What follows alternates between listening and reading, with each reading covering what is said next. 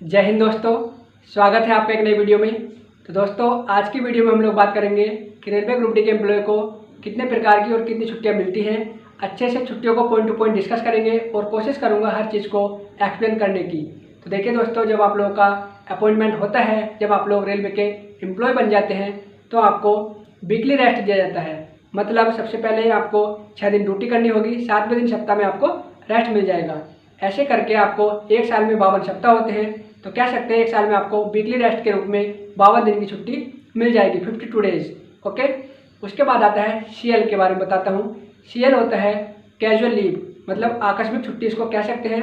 तो एक साल में हम लोगों को 10 दिन का CL मिलता है।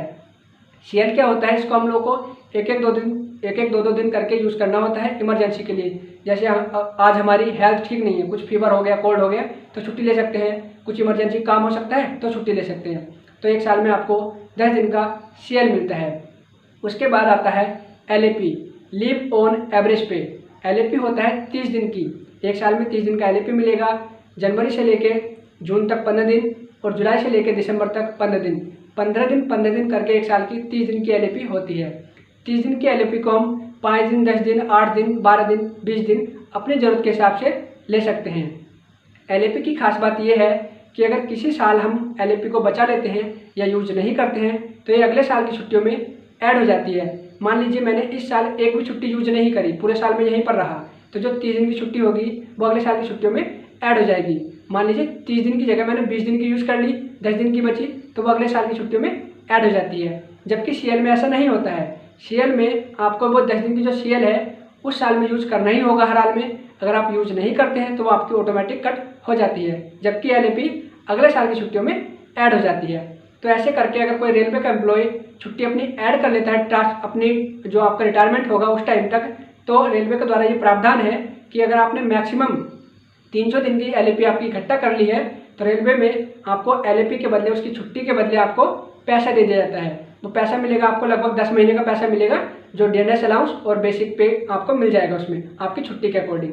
ठीक है, तो आपका वीकली रेस्ट मिलेगा एक दिन, और आपका 10 दिन का CL मिलता है और 30 दिन का LAP मिलता है। LAP ऐड होता है और आपका CL ऐड नहीं होता है अगले साल में। ठीक, उसके बाद मिलता है LHAP। LHAP होता है लीव ऑन हाफ एवरेज पे। ठीक है, मतलब ये HLAP कह सकते हैं। ये एक साल में 20 दिन मिलता है। 20 दिन का मतलब हाफ LAP है, तो ये 10 दिन हो गया। मतलब आपका कुछ हेल्थ का इश्यू हो जाता है ना, आपकी कुछ हेल्थ ठीक नहीं है, तो आप लोग करेंगे क्या, आप लोग हॉस्पिटल में जाएंगे रेलवे के, वहाँ पर अपना ट्रीटमेंट कराएंगे, और आपको जो है सीख के रूप में 10 दिन की जो छुट्टी मिली है वो उसमें आपकी कन्वर्ट हो जाती है। ठीक है, तो 10 दिन का आपका CL, 30 दिन का LAP, और आप कह सकते हैं 20 जो HLAP है हमारा, 10 दिन का जो है ना LAP कह सकते हैं इसको, तो 10 दिन का ये आपका यूज होता है। मेनली यही छुट्टी है, और वीकली आपको एक दिन का रेस्ट मिलता है। और बाकी बताता हूँ। एक होता है NH क्या होता है, नेशनल हॉलीडे। जैसे आपका 26 जनवरी है, 15 अगस्त है, होली है, दीपावली है, 2 अक्टूबर है, तो NH के रूप में हम लोग को छुट्टियाँ मिलती हैं। मतलब एक साल में कह सकते हैं 12 या 15 छुट्टी होती हैं, तो NH के रूप में छुट्टी मिल जाती है। लेकिन क्या होता है, कभी कभी छुट्टियाँ, मतलब जो NH होगा उसके टाइम में ड्यूटी दे दी जाती है, तो उसके बदले में रेलवे के द्वारा आप लोग को पैसा मिल जाता है 350 के रूप में एक दिन के हिसाब से। ठीक, उसके बाद आपको मिलता है CR क्या होता है, जैसे मान लीजिए मेरा रेस्ट होता है फ्राइडे को, है ना, हर सप्ताह मेरा फ्राइडे को रेस्ट होता है। लेकिन अगर बाई चांस कोई आदमी नहीं है, इमरजेंसी में किसी ने छुट्टी ले ली, अगर तो मुझसे ड्यूटी करने के लिए बोलेंगे कि आज ड्यूटी कर दो, तो मैं अगर ड्यूटी कर देता हूँ अपनी रेस्ट वाले दिन भी, तो अगले सप्ताह मुझे CR के रूप में वो रेस्ट मिल जाता है। उसे मैं अपनी ज़रूरत के हिसाब से यूज़ कर सकता हूँ। ठीक है, और बाकी बहुत सारे टाइप है छुट्टियों के, मैं बताता हूँ। एक होता है मैटरनिटी और पैटर्निटी छुट्टी, है ना, लीव। इसमें क्या होगा, जब आपकी शादी हो जाएगी, जब आप पापा बनेंगे, तो वो आपको 15 दिन की छुट्टी मिलती है ना। पापा बनने पर 15 दिन की छुट्टी मिलती है। जैसे मेरी शादी होगी, मेरी बीवी का बच्चा होगा, तो इसमें क्या होगा, डिलीवरी के टाइम से 15 दिन पहले से या फिर 6 महीने तक मैं 15 दिन की छुट्टी ले सकता हूँ। ठीक, लेकिन अगर कोई लेडी है, कोई वुमन है, अगर वो रेलवे की एम्प्लॉय है, तो उसको उसकी मतलब डिलीवरी के टाइम पर उसको 6 महीने की छुट्टी मिल सकती है। मैक्सिमम 180 दिन की छुट्टी मिलती है। ठीक, अब देख समझिए, कोई अगर पापा बनता है तो उसको 15 दिन की छुट्टी, लेकिन अगर कोई लेडी है, कोई वुमन, अगर कोई है ना अपनी मतलब माँ बनती है, तो उसकी डिलीवरी के टाइम उसके बच्चे की 180 दिन की छुट्टी मिलती है। तो ये बहुत अच्छी बात है कि अपने चिल्ड्रन की जो आपकी केयर है उसको करने के लिए आप छुट्टी ले सकते हैं। इसके अलावा भी बहुत सारी छुट्टियाँ होती हैं। जैसे एक होता है LND, लीव नॉट ड्यू।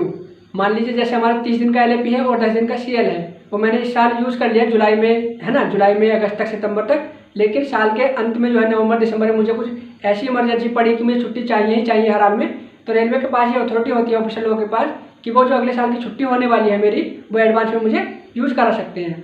ठीक, उसके अलावा जो हमारा ट्रांसफ़र के टाइम होता है, तो ट्रांसफ़र के टाइम में रेलवे के द्वारा छुट्टी मिलती है। उसके अलावा होता है SDL होता है स्पेशल डिसेबिलिटी लीव। मतलब ड्यूटी टाइम में अगर मेरे साथ कोई ऐसा एक्सीडेंट हो जाता है, मतलब मेरा बॉडी का पार्ट कोई ख़राब हो जाता है, तो मेरा पहले तो रेलवे के हॉस्पिटल में आप मेरा ट्रीटमेंट चलेगा 6 महीने तक, 1 साल तक, मैक्सिमम 2 साल तक। ठीक है, तो वहाँ से डिक्लेयर कर दिया जाता है मुझे कि ये काम नहीं कर पा रहा है जो जिस पोस्ट पर है, तो उसमें क्या होगा 2 साल तक तो मेरा इलाज चलेगा। लेकिन SDL में क्या होगा, अगर मैं उस ड्यूटी को नहीं कर पाता हूँ तो मेरा डिपार्टमेंट चेंज कराकर मुझे अलग पोस्ट दे दी जाएगी। ठीक, तो देखिए समझिए बात को, आपका वीकली रेस्ट हो गया, एक दिन का करके, है ना, 12 दिन छुट्टी मिल जाएगी। उसके अलावा आपका 10 दिन का CL हो गया, उसके बाद आपका 30 दिन का LAP हो जाता है। ठीक है, तो ये आपकी मेन छुट्टी हो गई। फिर आपका 20 दिन का जो है LHAP है, मतलब हाफ LAP कहेंगे उसको, 10 दिन का, वो मिल जाता है। उसके बाद अगर आप माँ बाप बनते हैं तो 15 दिन का छुट्टी आपको, या 180 दिन का छुट्टी आपको मिल जाता है। उसके बाद आपका NH हो गया, CR हो गया, ये मिलता है।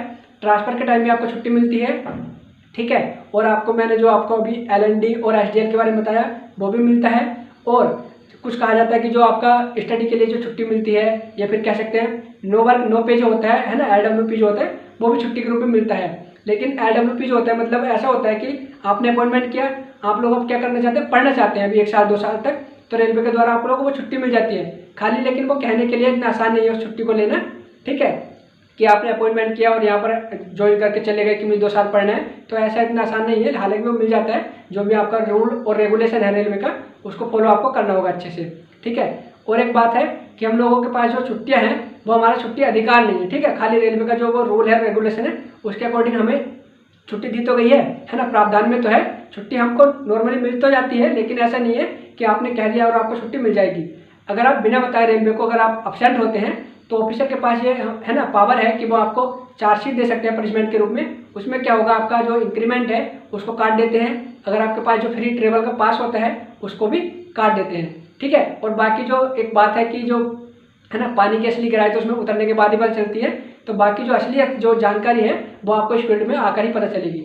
ठीक है, तो दोस्तों ये थी सारी जो छुट्टी की जानकारी थी। मैंने कोशिश की आपको पॉइंट टू पॉइंट हर चीज़ को बताने की, एक्सप्लेन करने की। उम्मीद करता हूँ आपको ये वीडियो पसंद आई होगी। अगर वीडियो पसंद आए तो वीडियो को लाइक कर देना, चैनल पर नए हो तो चैनल को सब्सक्राइब कर देना। ठीक है, मिलते हैं जल्दी नेक्स्ट वीडियो में, तब तक के लिए bye. Thank you so much for watching the video. Stay connected, stay blessed, thank you.